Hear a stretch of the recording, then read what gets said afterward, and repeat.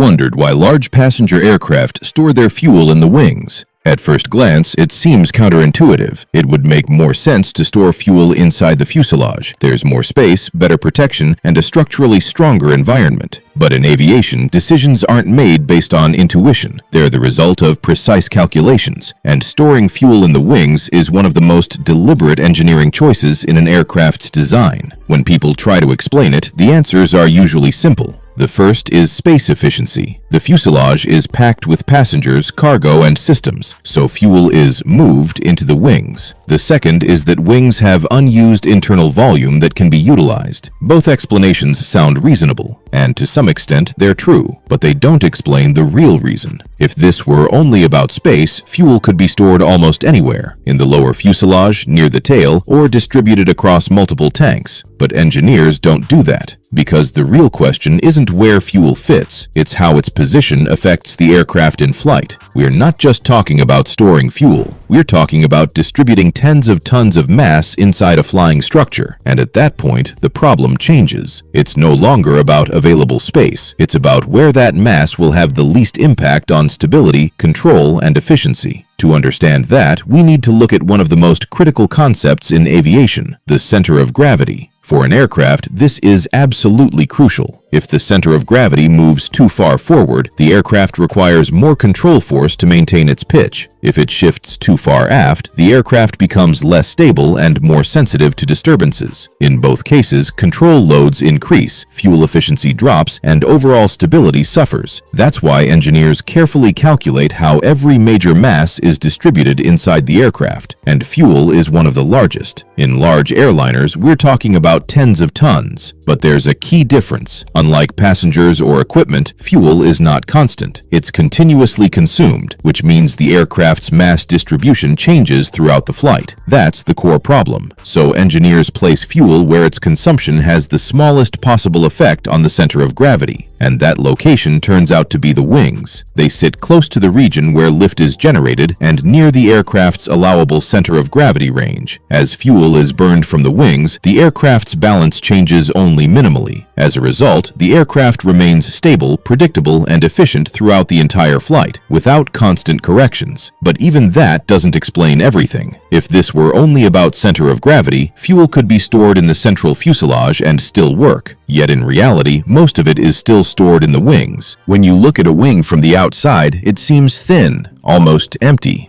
But in reality, it's a complex load-bearing structure. Inside the wing are spars, ribs, and structural elements that define its strength and aerodynamic shape. And between them, there's a significant amount of internal volume. The key point is, this volume already exists. It's part of the structure. It doesn't need to be added or redesigned. Now compare that to the fuselage. The fuselage is the most valuable space on the aircraft. That's where passengers, cargo, and critical systems are located. Every cubic meter inside it directly affects the economics of the flight. If you use that space for fuel, you lose payload, either passengers or cargo. The wing doesn't have that limitation. That's why aircraft use what's called a wet wing design. Instead of placing tanks inside the wing itself becomes the fuel tank. It's sealed, segmented, and designed so fuel can move smoothly inside without sudden shifts. This allows engineers to use a large volume without increasing the size of the aircraft and without sacrificing payload. But there's another factor, and this is where the design becomes truly elegant. During flight, the wing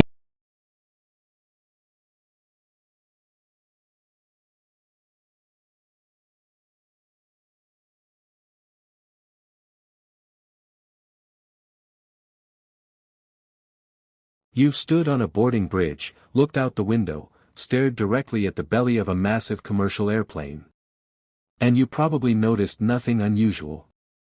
But there's something hiding underneath every single commercial aircraft on Earth, something so small, most passengers walk right past it their entire lives. It's a tiny dent. A small recess pressed into the skin of the fuselage, right underneath the cockpit. And when you find out what it actually does, you will never board a plane the same way again. Balance scale and context. First, let's talk about what we're actually dealing with here. A Boeing 737 weighs around 80,000 kilograms fully loaded. That's the same as 50 adult elephants hurtling through the sky at 900 kilometers per hour, at 35,000 feet, where the outside temperature is minus 56 degrees Celsius. At those conditions, the air is so thin you'd lose consciousness in about 20 seconds without pressurization. And yet, every single system on that aircraft has to work perfectly, every single time. No margin for error. No, we'll fix it next flight. So when engineers put something on the outside of a plane, no matter how small, it's not decoration. It is never decoration. Historical backstory. Here's where it gets interesting. In the early days of commercial aviation, the 1950s and 60s, pilots had a problem. They were flying faster, higher, and in more extreme weather than anyone had ever attempted before. And they kept running into the same terrifying issue. Ice. Not just on the wings. Not just on the engines. On the sensors. You see, modern aircraft rely on a network of tiny probes